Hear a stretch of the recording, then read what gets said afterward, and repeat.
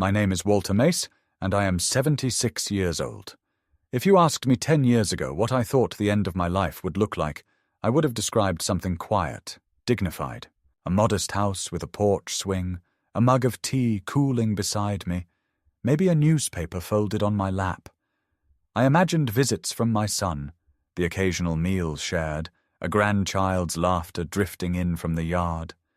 Not every day? No. I was never one to ask for too much, just enough to feel that I still belonged, that I was not fading into the wallpaper of time. For the better part of my adult life, I was a high school history teacher in New Haven.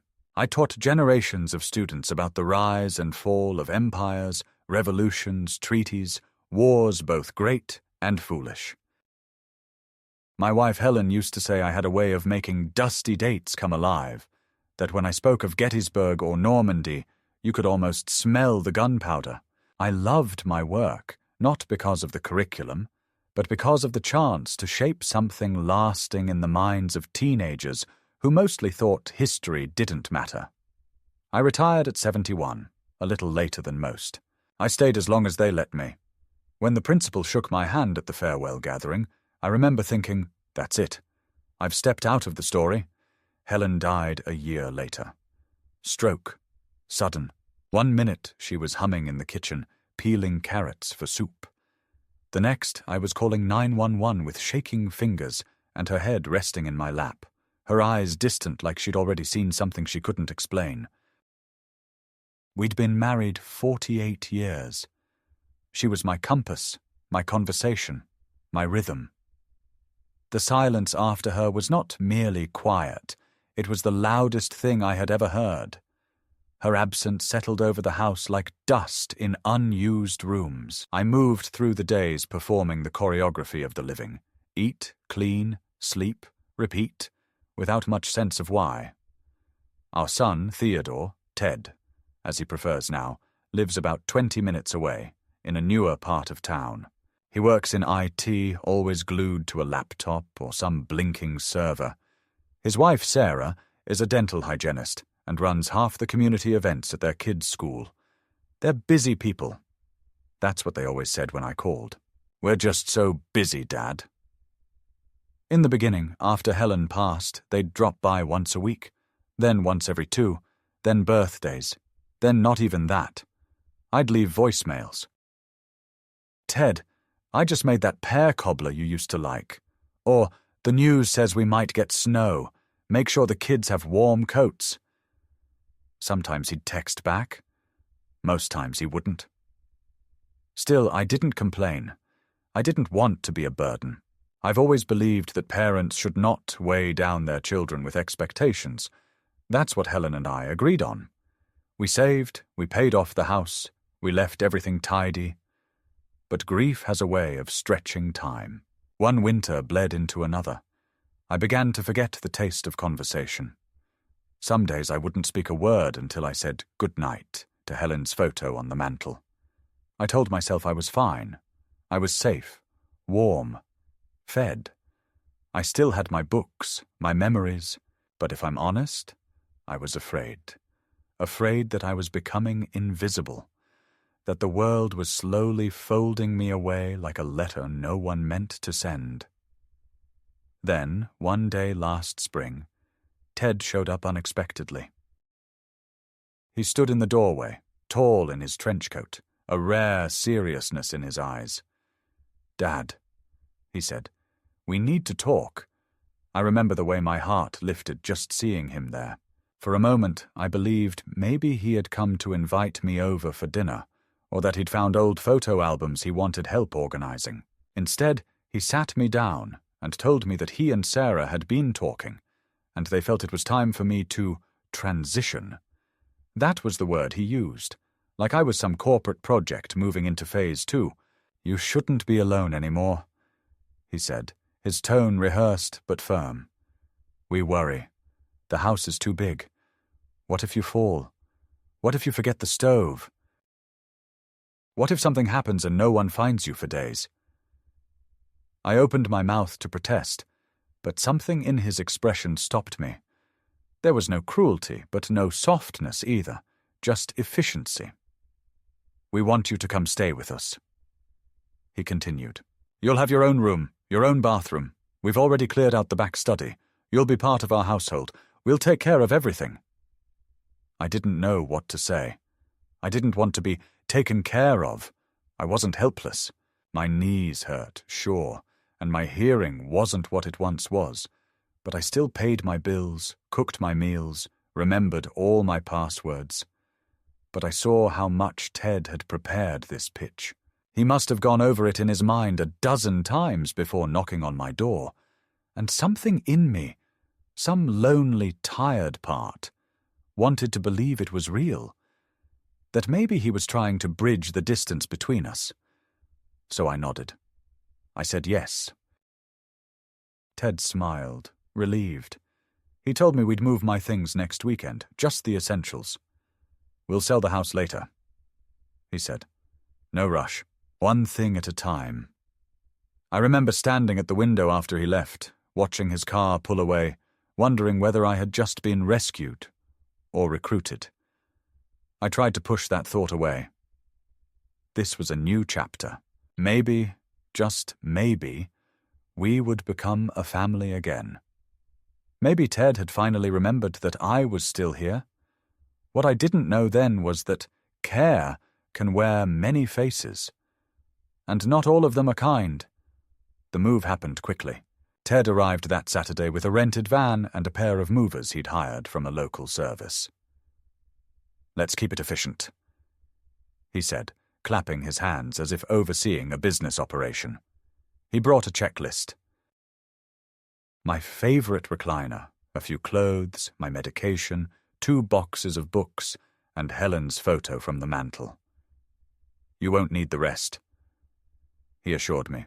"We'll donate most of it, maybe hold a yard sale. No point keeping all this clutter."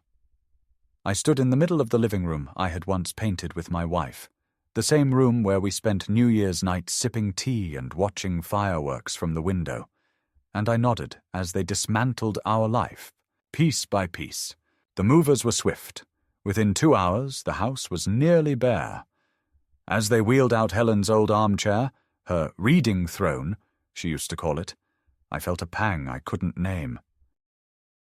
But Ted was already on the phone, directing things, talking about timelines and schedules. "We've got a new start ahead," he said, as if I were supposed to be grateful. Their house was in one of those pre-planned suburban neighborhoods, all identical 2-story homes with vinyl siding and symmetrical hedges. Their street was clean and wide and strangely quiet, as if life there had been politely muffled. Inside, the house felt cold, not in temperature but in tone. Sarah met us at the door with a tight smile. "Dad, welcome," she said, taking a half-step back as if trying to avoid a hug. "The kids weren't home. At a sleepover," Sarah offered, without elaboration. My new room was at the far end of the hall on the first floor. It had a single bed, a dresser, and a beige chair in the corner. The windows were small and didn't face the street. "We thought you'd prefer something simple," Sarah explained. "Less to trip over." Ted carried in the last box and placed it beside the dresser. "Here you go, Dad. Everything you need." At dinner that night, the conversation was sparse. Ted talked about work. Sarah talked about a bake sale. I tried to ask about the kids, my grandchildren, but they brushed it off. "They're teenagers, Dad," Ted said. "They've got their own world." I nodded, unsure how to insert myself into this new rhythm. After the meal, I offered to help clean up, but Sarah stopped me. "You just rest. We've got this." That became the first rule. I wasn't to touch anything, not the dishwasher, not the stove, not the thermostat. "We just want to make sure you're comfortable," she said. "No stress." But it didn't feel like comfort. It felt like containment. Over the next few days, the house settled into a routine that didn't seem to have space for me. Mornings began with Sarah tapping on my door with a tray, toast, a boiled egg, a cup of lukewarm tea. "Eat up," she said, "and take your meds." I told her I could manage breakfast myself, but she insisted. It's safer this way. I was given a pill organizer, even though I'd never missed a dose in my life. When I asked to make a pot of coffee, Sarah said the machine was finicky. Better let me handle it. When I asked to do laundry, Ted said the detergent pods were dangerous if mishandled. You'd be surprised how many elderly people end up in the ER over simple things. It was always said with a smile, with an edge of concern. But the effect was clear. I was not to touch anything. My phone vanished on the third day. I had left it on the nightstand, and when I woke up, it was gone. Ted said it must have been misplaced. "We'll get you a new one," he promised. But days passed and nothing came. I asked to use the house phone.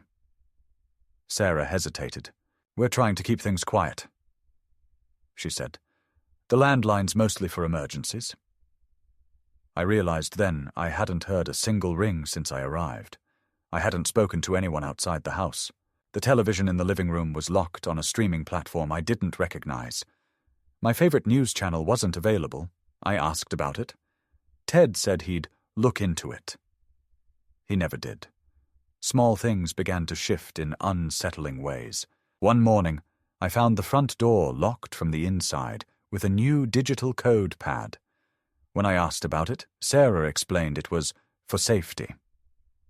"We had an attempted break-in on this street last year," she said. "Better to be cautious."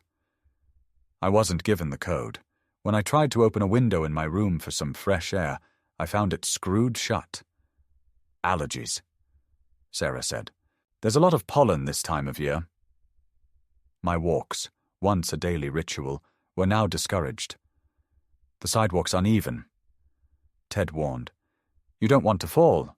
Just use the treadmill in the basement if you need exercise." The basement had no windows, and the treadmill was loud and old. I used it once. Never again. Then came the pills. Sarah handed them to me every morning with my breakfast tray.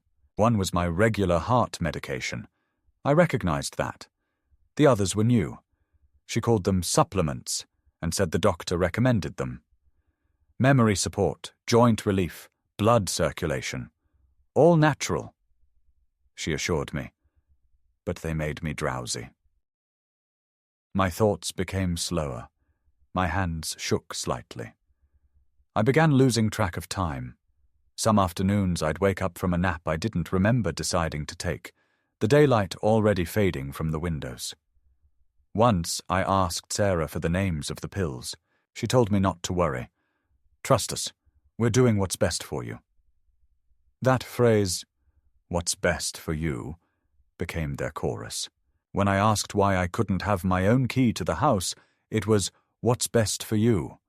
When I asked why my mail was being redirected to their address without my consent, it was, "What's best for you?" When I asked why I hadn't heard from any friends, since I moved in, Sarah said she'd told them I needed rest. I felt less like a father and more like a patient. Or worse, a possession. One afternoon, I overheard a conversation between Ted and Sarah from the kitchen. They didn't know I was nearby. "We need to move forward on this," Sarah said, her voice low but urgent. The lawyer said it would take weeks to process. Ted sighed. "We need him to be cooperative, or at least confused enough not to object." "He already is," Sarah replied. "He slept 12 hours yesterday. I don't think he remembers where he put his glasses this morning." Ted chuckled. "Let's just keep the routine tight. He'll adjust." I backed away from the door before they noticed me. My heart was pounding. I returned to my room and sat on the bed, staring at the wall. What were they planning? What needed a lawyer? Why was my confusion something to be counted on? I tried to remember everything I'd signed since I moved in. There had been a medical release form, a document about family authorization. Ted had handed it to me casually during breakfast one morning, saying the insurance needed it. I had signed it without reading. A deep, slow dread began to rise in my chest. That night, I sat in the dark for hours, listening to the distant hum of the refrigerator, the occasional creak of the floorboards.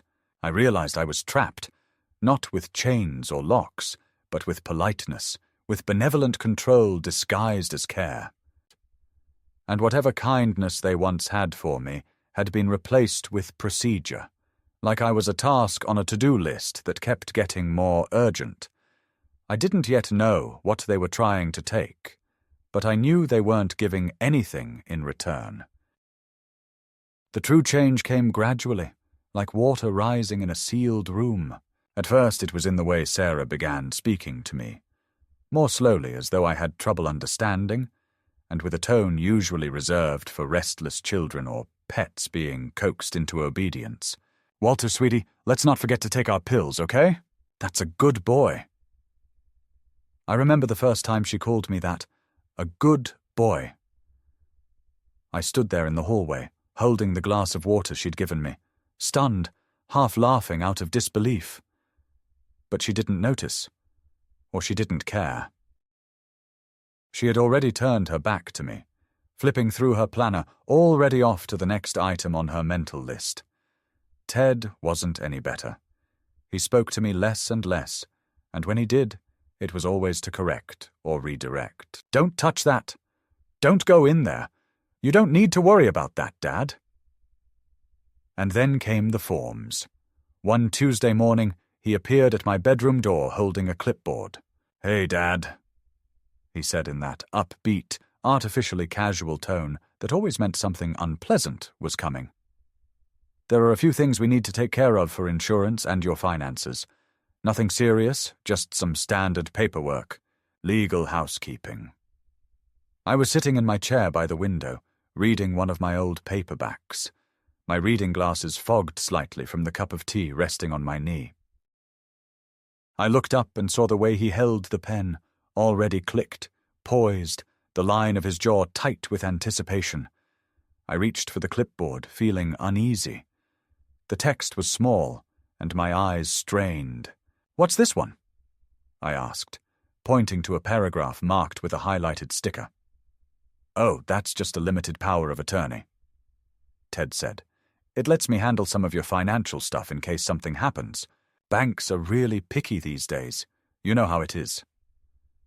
I didn't know how it was. I was 76, not senile. I still paid my own bills, balanced my checkbook by hand out of habit. I frowned. "Why would I need you to manage my accounts?" Ted gave a tight smile. "Just as a backup. It's not like I'm going to do anything without telling you." I didn't sign it that day. I said I wanted to read it carefully. That was the first time his mood soured. His smile faded like fog burned off by sun. "Sure, Dad," he said quietly. "Take your time." But he didn't leave the clipboard. He placed it gently on my nightstand, as if it would keep me company through the night. That evening at dinner, Sarah was oddly quiet. The children who had been kept from me since the move were still absent. I asked about them again, trying to keep my voice light. "Are Thomas and Ellie doing okay? I haven't seen them in a while." Sarah didn't meet my eyes. "They're very busy, Walter. School, sports, you know how it is." Her tone was clipped, and I noticed she didn't say their names. That struck me. Then Ted joined the conversation. "It's actually better this way, Dad. They don't need the stress. Teenagers are sensitive. We don't want them getting confused about your condition." I set my fork down. "My condition?" I asked. "What condition?" Sarah gave Ted a quick look. "Ted," she murmured, warning. But the damage was done. I stared at them both, feeling heat rise in my chest. "I'm not sick," I said, my voice trembling slightly. "I'm not confused. I'm not incompetent." Ted put his fork down slowly. "No one said you were. But, Dad, you've been forgetful lately. You lost your phone. You tried to boil water and left the burner on. Sarah caught it just in time. That was a lie. I hadn't touched the stove in over a week, because they wouldn't let me. I've never boiled anything in this house, I said, and I didn't lose my phone. It vanished. Sarah's smile was thin and tight. Let's not argue. This is a calm household. I laughed once, short and bitter. No, it's not. It's a prison with Wi-Fi and pastel curtains. That night, I found that the lock on my bedroom door, the one on the inside, had been quietly disabled.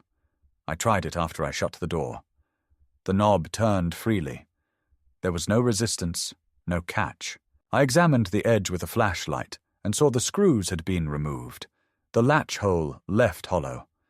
I sat on the edge of the bed for a long time, the clipboard still on my nightstand, the pen still there, waiting like a lure. Something inside me, something hardened from years of classroom politics and dealing with entitled parents and difficult teens, finally came awake. I picked up the clipboard and read every word of that power of attorney document. Then I took a red pen from my coat pocket and wrote across the first page in capital letters. Declined. I am not incapable. I left it in the hallway, outside Ted and Sarah's bedroom door. The next morning, no one mentioned it. Breakfast was served without a word, the eggs a little overcooked, the tea weaker than usual. I noticed a subtle difference, though. Sarah's eyes didn't meet mine at all. Ted didn't say goodbye when he left for work. They were recalibrating, planning the next move. I could feel it like a weather change. Then came the surveillance. It started with the tablet left, accidentally, on the hallway shelf facing my door, its front camera always activated. Then the motion detector in my room that alerted them if I fell, but beeped quietly every time I stood up. I covered it with a sock. The next day it was moved higher, out of reach. Safety first, Ted said when I asked. We just want to make sure you're okay when we're not home. I no longer believed anything he said. I began watching their routines, noting when the house was empty, when deliveries came, when their voices lowered behind closed doors. One afternoon I found the drawer in my dresser had been rifled through. My spare wallet, empty, the $50 I kept folded beneath my socks for emergencies, gone. My medical folder, missing a few pages. You're imagining things, Sarah said when I confronted her. Maybe you misplaced them. Her voice was too calm, too practiced. You know, at your age. She didn't finish the sentence. She didn't need to. I stopped taking the pills. I started palming them, hiding them under my tongue, then spitting them into tissue when they weren't looking. Within 2 days, my fog began to lift. My thoughts sharpened. The headache behind my eyes faded. My appetite returned. That terrified them more than anything else. They wanted me docile. They wanted me slow. They wanted me to become the person they were describing to others behind my back. A confused, stumbling old man who didn't know what day it was. That was their narrative. They were building a case, slowly, carefully, one little incident at a time. And they were hoping I'd either not notice or not survive long enough to object. I began checking the mail when no one was home. Letters from banks I didn't recognize, health records from clinics I'd never visited, a flyer from a senior living facility with a sticky note attached that read, "Good option?" I took it all and hid it in a book in the back of my shelf, stuffing the pages tight. I started keeping a journal again, noting times, conversations, details. I didn't know exactly what they were building toward, but I knew it wasn't care. It was control, and I wasn't going to let them take me apart piece by piece while they smiled and said they loved me. The worst part was not their lies. It was the performance, the way they played their roles so well, in public, In front of neighbors, they were golden. "Oh, Dad's with us now," Sarah would say sweetly. "We're so blessed to have him here." Ted would squeeze my shoulder and nod like a loving son. "He's had a hard year," he'd say, "but we're making it work." And people would smile and say how lucky I was. They didn't see the cold meals, the monitoring, the isolation. They didn't hear the locks click at night. They didn't know my name had been removed from my own insurance documents, but I knew, and I wasn't done yet, not by a long shot. The final confirmation came not from a confrontation or an argument, but from a careless whisper, an overheard sentence that ripped the last veil from my eyes. It was a Wednesday, mid-morning, and the house was unusually quiet. Sarah had left for her dental clinic shift, and Ted was supposed to be working from his home office upstairs. I had taken to pretending longer naps after breakfast, just so they would relax and drop their guard. That day, I cracked my bedroom door ever so slightly and listened to the hum of the house. Then I heard it, Ted on the phone in the hallway, pacing slowly, not aware I was awake. "Yes," he said, his voice low and flat. "The papers are ready. Once the cognitive evaluation comes back, we file. If we wait too long, he might catch on." There was a pause, then a sharp sigh. "No, he hasn't signed anything else. He's getting suspicious. Sarah's upping the supplements." Another pause. "I don't care if it looks unethical. We'll frame it as preventive care. He's barely coherent some days. The bank won't ask questions if the medical file backs it up." He walked past my door then, still talking, but my brain had frozen on one phrase. The bank won't ask questions. Suddenly, everything they had been doing fit into a single horrifying logic. They weren't just trying to manage me. They were trying to erase me, legally, financially, socially. They wanted guardianship. They wanted power of attorney. And ultimately, they wanted control over the modest savings I had built over a lifetime. They wanted the house, the pension, the insurance, the bank accounts, and they didn't want to wait until I died. They were engineering my disappearance as a man. I stood frozen beside the bed, my hand trembling on the edge of the nightstand. That sick feeling in my gut, the one I had been pushing aside for weeks, finally found its name: betrayal.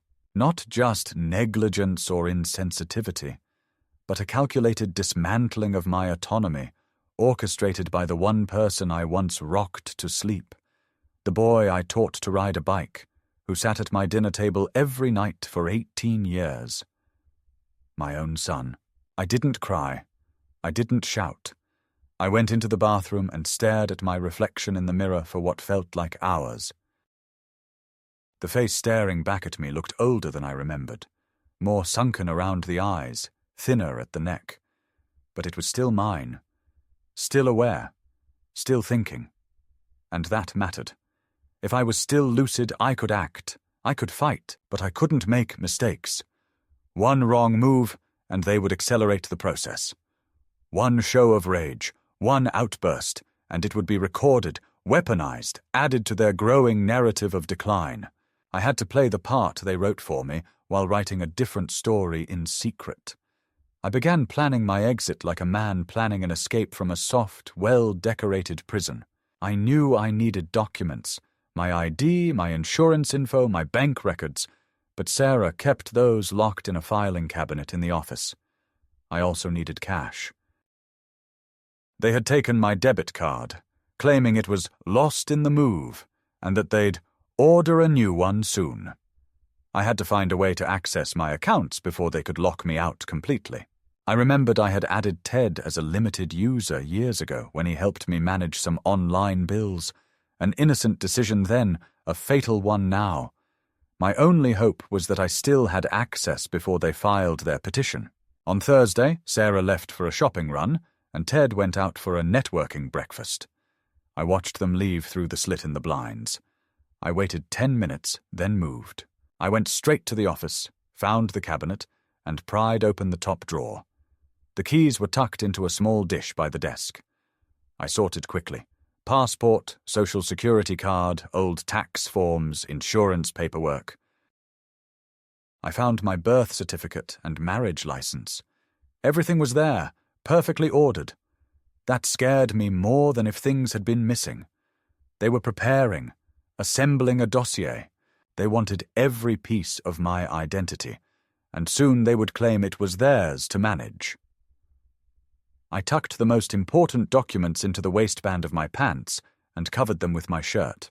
Then I went to the hallway and retrieved the emergency phone I had hidden 2 weeks earlier. An old flip phone I had stashed in the back of my book drawer, with a prepaid card and a contact number of a former colleague from the school district. Her name was Miriam, and she had always said, "Call me if you ever need anything." I dialed her, heart pounding. "Walter," she answered, confused. "Are you okay? I need help." I whispered, "I think my son is trying to take legal control over me." There was a pause. "Where are you?" "Still at his house, but I won't be for long." "Do you need a place to go?" "I need a ride, just to the bus station." "I'll be there in 30. I hung up and shoved the phone deep into my sock. I returned to my room and waited, pacing slowly, glancing at the clock every 30 seconds. At 11:42 a.m., I heard the soft honk of a car from the driveway. It was Miriam, bless her. I grabbed a small bag I had pre-packed, just essentials, and slipped out the back door. No alarms, no shouting, no questions.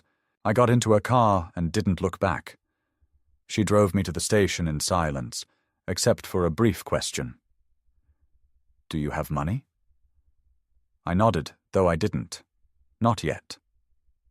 I explained the situation quickly, the lies, the documents, the pills. She didn't interrupt. At the terminal, she gave me $40 in cash and hugged me. "You find a lawyer, Walter, and you take them down." That bus ride was the longest of my life. Not in time, but in wait. I was free, but I was frightened. I didn't know how far they had gotten with their plan. I didn't know what I had left in the bank, or whether my accounts were frozen. I didn't even know if, legally, I still owned my own name. But I knew this. I had escaped in time. I still had breath in my lungs and thoughts in my head. And that meant I could fight back. I wasn't their patient. I wasn't their ward. I was Walter Mace, a man who had once taught students about the rise and fall of empires. And now I would write the history of my own. When I arrived in Hartford, the late autumn wind clawed at my coat and turned every exposed inch of skin into paper. I hadn't travelled alone in years. The bus had dropped me near the old city centre where buildings stood grey and permanent like the columns of some forgotten courthouse. I moved slowly through the streets, not just from fatigue, but from the sense of not belonging. I wasn't a man simply travelling. I was a fugitive of dignity, a father who had run from his own blood, clutching papers and memories like currency. I found a modest inn near the courthouse and paid in cash. The woman at the counter didn't ask questions. I gave her the name Walter H. May, half-truthful, enough to avoid recognition should Ted or Sarah think to trace me. I had no doubt they would. The moment they discovered I had left, they would initiate the next stage of their plan. Claim abandonment, feebleness, perhaps file a missing persons report. The only thing worse than having your enemies be strangers is realizing they wear your last name. The room was small, dim, and smelled of old linen and pine-scented cleaner, but it had a desk and a window overlooking the street. I sat down and began writing. Every incident, every date, every detail. The pills, the phone disappearance, the fabricated stories. I included quotes from their conversations, the documents I found, and the overheard phone call. My handwriting was unsteady, but my thoughts had never been clearer. I would create a record they could not erase, a testament to the erosion of my autonomy under the pretense of compassion. The next morning, I went to a legal aid office 2 blocks away. I expected bureaucracy, delays, cold coffee in plastic cups. What I got instead was a woman named Rosa Green, an attorney in her 40s who had once specialized in elder care fraud before switching to housing law. She listened to my story with alarming stillness, her pen frozen halfway through her note-taking. When I finished, she said nothing for a long moment, then quietly asked, "Do you have any documentation?" I slid the manila envelope across the desk. Birth certificate, social security card, passport, medical insurance forms, and a printed log of suspicious activities I had written the night before. Rosa flipped through them with a surgical calm, and when she reached the scribbled timeline of incidents, her jaw visibly tightened. "This isn't just neglect," she said at last. "This is an orchestrated campaign to seize guardianship and liquidate your estate. And you're lucky. Most people don't get out in time." Her words made my chest tighten, not from fear, but recognition. I wasn't crazy. I wasn't imagining this. I had been held captive under the disguise of help. Within an hour, Rosa arranged an emergency injunction to prevent any third party from filing for conservatorship over me without a court hearing. She also helped me file for a formal capacity assessment from an independent medical provider, just to have documentation on record. I was still of sound mind, still in control, and now, thanks to her, there was legal recognition of that. She told me we would also begin the process of reasserting control over my bank accounts and property titles. I hadn't even known until that moment whether my own home, yes, the one I had worked for, paid off, maintained, was still legally mine, or if Ted had somehow transferred it. "That'll be our next step," Rosa said. "But I'd bet they've started the paperwork already. We'll have to be fast." She was right. That afternoon, we contacted my bank and discovered that a new request had been submitted to replace my debit card and establish a joint account between myself and Ted Mace. The bank had flagged it because the signatures didn't match. The representative we spoke to, an older gentleman named Byron, recognized my name and voice. He cancelled the pending transaction and marked my file for manual verification only. I thanked him and felt, for the first time in weeks, a kind of safety. I wasn't invisible. Not yet. That evening, back in the inn, I allowed myself a moment of rest. I poured a cup of tea from the kettle in the hallway and sat by the window, watching the lights of Hartford flicker in the damp dusk. My thoughts went not to Ted and Sarah, but to Helen. What would she say if she saw all this? Would she have known? Could she have stopped it? I tried to remember the last conversation she had with Ted. It had been short, cautious. She loved him. I knew that. But she never truly trusted him. Not after his third job change. Not after the stories about bad investments. She had once said, in a whisper meant only for me, "He always needs more than he has, and he resents people who have what he wants." I hadn't understood what she meant at the time. Now I did. I was what he wanted. My pension, my house, my silence. 2 days later, I received a call from Rosa. Her voice was tense but measured.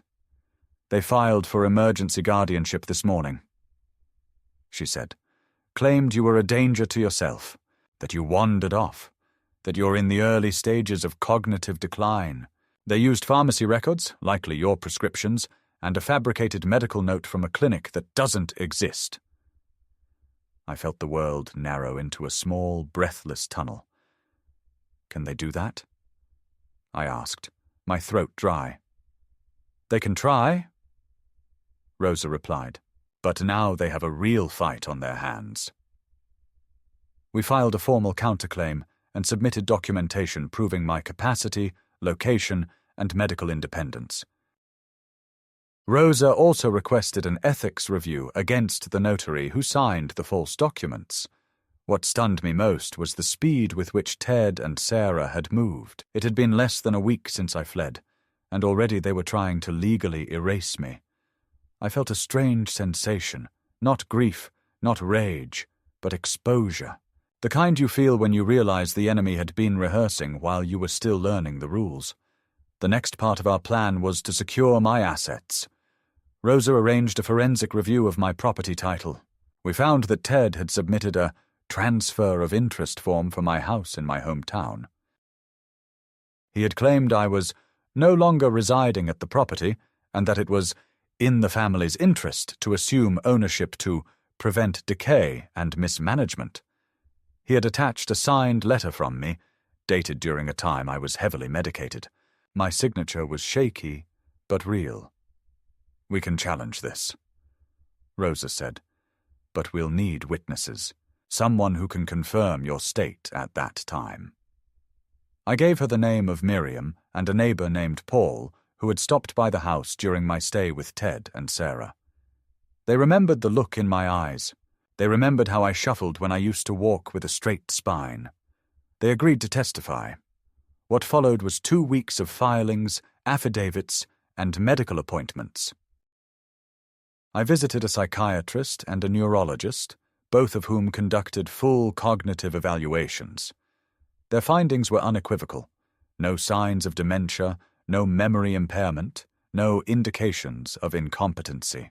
I wasn't just clear. I was sharper than many men half my age, the doctor said with a smile. I wanted to laugh, but all I felt was a strange sadness that such a test had even become necessary. During that time, Rosa discovered something else.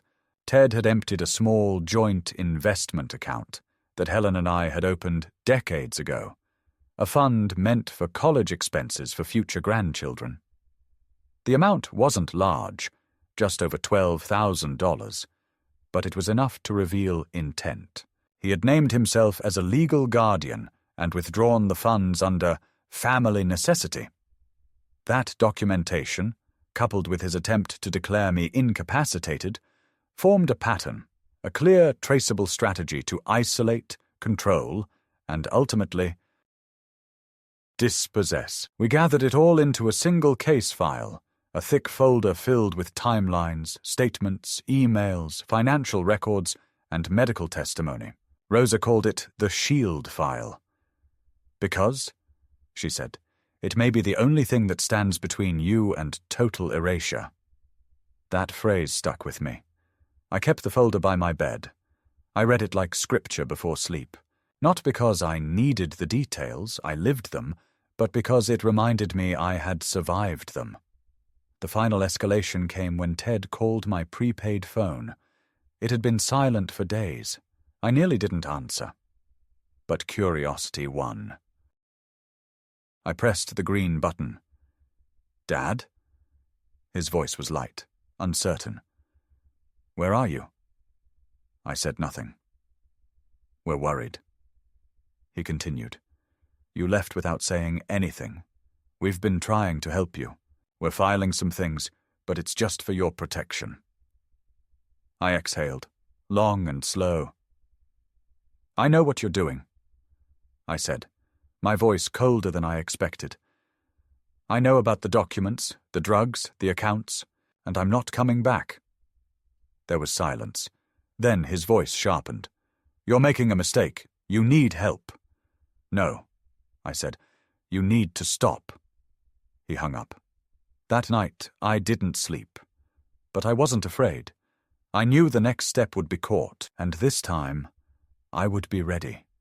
The courtroom was smaller than I had imagined, more like a library reading room than the grand halls of justice I'd seen in films. Beige walls, wooden benches polished by years of nervous hands, a single ceiling fan rotating with slow indifference.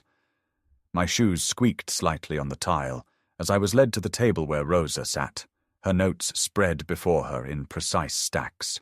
She glanced at me, her eyes calm but razor-focused. "They're here," she whispered. I turned my head slightly and saw Ted and Sarah seated behind the opposing counsel, their clothes neat, expressions composed, as though this were a parent-teacher conference, not a hearing to decide whether their father was legally of sound mind. Ted caught my gaze and gave me a small nod, half greeting, half threat. Sarah didn't look at me. Her hands were folded tightly on her lap, and I noticed her nails were bitten to the quick. The judge entered, an older woman with silver hair pulled back in a severe bun. She looked over her glasses at the room, her tone brisk, but not unkind. "We're here to determine the status of guardianship and evaluate the necessity of conservatorship regarding Mr. Walter Mace," she began. The words landed heavily, despite their routine delivery. I sat straighter, forcing my spine into dignity. I was not a case. I was not a ward. I was a man whose life was on trial, not because I had failed, but because I had trusted the wrong people. Their attorney spoke first, a smooth, well-tailored man with the kind of voice that had closed many real estate deals. He described me as a vulnerable senior, using words like erratic behavior, increasing forgetfulness, and episodes of paranoia. He cited the missed medications, the supposed wandering off, the emotional instability witnessed by Ted and Sarah. "My clients have acted only out of love and concern," he concluded, "and wish nothing more than to ensure Mr. Mace's safety." Ted and Sarah nodded solemnly behind him, as if grieving a man already lost. Then Rosa stood, and everything changed. She spoke clearly, steadily, laying out the timeline like laying bricks, documented control of medications, unauthorized attempts to seize property, the suspicious redirection of mail and financial access. She presented the medical assessments confirming my cognitive capacity, complete with psychiatric evaluations and statements from neutral professionals. Then she lowered her voice slightly and began reading from the transcript of Ted's recorded phone call, the one I had managed to capture just before fleeing. It was short, but damning. "Once the cognitive evaluation comes back, we file. If we wait too long, he might catch on." The room shifted. The judge leaned forward. The opposing counsel objected, but Rosa held up the notarized chain of custody for the audio file. It was legitimate. It was real, and it was the beginning of their unraveling. The judge called a recess and requested private testimony. I was called to the stand first. My knees trembled as I stood, but I made my way forward, one step at a time, clutching the rail for balance. Rosa had prepped me, but nothing could fully prepare you for the moment you're asked, under oath, to defend your own mind. I answered every question carefully, but without hesitation. I recited dates. I recounted events. I even quoted lines from my own teaching days when asked how I spent my time before the move. "I once told my students," I said, "that the collapse of Rome began not with the swords of invaders, but the silence of its own Senate. Neglect always comes dressed in robes." The judge blinked, then nodded. Ted testified next. He described me as paranoid, obsessed with privacy, withdrawn, unable to manage modern technology. He said I had refused to eat, forgotten names, wandered into traffic. Sarah corroborated it all, her voice trembling at just the right moments, her tissue dabbing her cheek without ever quite touching it. They spoke like actors who had rehearsed for months, but they had not anticipated the weight of the evidence stacked against them. They had not expected the written logs, the witnesses Rosa had summoned, Miriam, the neighbor Paul, even the banker who confirmed their attempt to seize access to my savings. The judge listened, not reacting, her pen moving slowly. Then she asked the question I had been dreading. "Mr. Mace, do you believe your son acted out of malice?" I paused. The room seemed to tighten around me. "I believe," I said slowly, "that he acted out of entitlement. I don't know if that's worse." Silence followed, and then the gavel came down, not to end the hearing, but to call for judgment. The judge's ruling was firm and immediate. This court finds no evidence to support the claim that Mr. Mace is incapable of managing his own affairs. The petition for emergency guardianship is denied. Furthermore, the court refers the matter of attempted fraudulent property transfer to the appropriate state investigative body. Ted's head jerked slightly, his mouth opening as if to protest. Sarah reached for his hand, but he pulled it away. Their attorney gathered his papers quickly, avoiding eye contact with everyone. I exhaled a breath I hadn't realized I'd been holding. Outside, Rosa and I walked slowly down the courthouse steps. I asked her, "Is that it?" She smiled faintly. "Legally, yes, but they may try again. People like that rarely accept consequences." I nodded, knowing she was right, but they would never get that close to me again. That night I returned to my room and opened the window. The air was cold and sharp, but it felt clean. The stars were out, faint and distant. I didn't feel victorious. I didn't feel vindicated. I felt like a man who had pulled himself out of a grave someone else had dug for him. Barely, bruised, but breathing. I sat by the window, the court papers in my lap, and let the wind remind me that I was still, in every important way, alive. In the weeks following the court decision, I found myself relearning what it meant to live without looking over my shoulder. There were no locked doors, no trays of medicated food, no surveillance pretending to be safety.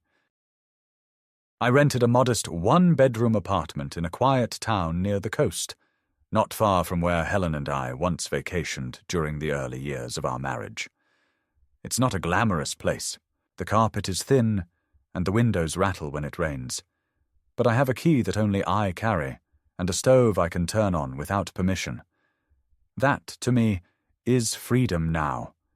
I walk every morning. I read aloud in the evenings to no one but myself. I keep a calendar pinned beside the fridge and mark off the days, not to count time, but to remind myself that I still command it. I haven't heard from Ted since the hearing. No calls, no letters, no half-hearted apologies disguised as concern. I assume he's licking his wounds, or perhaps building a new version of the story where he remains the hero, misunderstood and mistreated by an ungrateful father. Let him. Everyone needs a fiction to sleep through the night. What he doesn't know is that I've rewritten my will. Whatever inheritance he might have counted on, whatever scraps he thought would fall to him by default, they're gone. I set up a trust for a local scholarship fund under Helen's name, one that supports students pursuing public service careers. Maybe it's sentimental. Maybe it's a final act of defiance. I don't really care. It felt right. Sarah, too, has vanished from my periphery. I sometimes wonder if she regrets any of it. If, late at night, she lies awake and remembers the day she served me scrambled eggs and called me a good boy while plotting to sell the house where I buried my wife's ashes beneath the hydrangea bush. I hope she does. But if she doesn't, that's fine too. Their silence is its own kind of confession. The legal process hasn't entirely ended. There are still calls from Rosa, still forms to sign, accounts to secure, investigators probing the false documents Ted submitted. There may be charges, there may not. That's up to the state now. I told Rosa I wouldn't testify in a criminal trial. Not because I'm afraid, but because I've already done my part. I took my name back. I reclaimed my mind. I no longer owe my pain to the courtroom. I owe it only to myself. And that's enough. Sometimes people ask me, those who know only the barest bones of what happened, whether I feel angry, whether I hate him. I tell them no, not really. Anger is exhausting. Hatred corrodes the vessel that holds it. What I feel more than anything is distance. Not physical, but moral. A gulf between who I was as a father and who he became as a son. I raised him with stories, with examples, with quiet lessons at the dinner table. I believed that if I lived with decency, he'd inherit it. But values don't transfer like property titles. They have to be chosen, again and again, like a vow. Ted chose differently. I don't understand it. I probably never will. I've made new habits. Once a week, I visit the library and read to a group of children during story hour. I bring my own battered books, the ones I read to Ted long ago, and I sit in the corner while little legs dangle from plastic chairs and wide eyes follow my every word. They don't know what I've lived through. They just know I have a gentle voice and that the dragon loses in the end. That's enough. Sometimes I talk to Helen, not in a ghostly way, not out loud, just quietly, inwardly. I tell her I got out. I tell her I remembered who I was. I imagine she'd be proud. Not because I won a case, but because I didn't let our life be rewritten by someone who never built it. The hydrangea bush still blooms, I hear. A neighbor wrote me after they noticed someone tried to dig it up and then abandoned the effort. Maybe Ted thought better of disturbing it. Maybe the roots were too deep, like me. And so I live. Not loudly, not triumphantly, but truthfully. That, in the end, is the only revenge I need. Not vengeance, not punishment, just clarity, just peace, just the quiet satisfaction of knowing that I endured, not as their version of me, but as my own.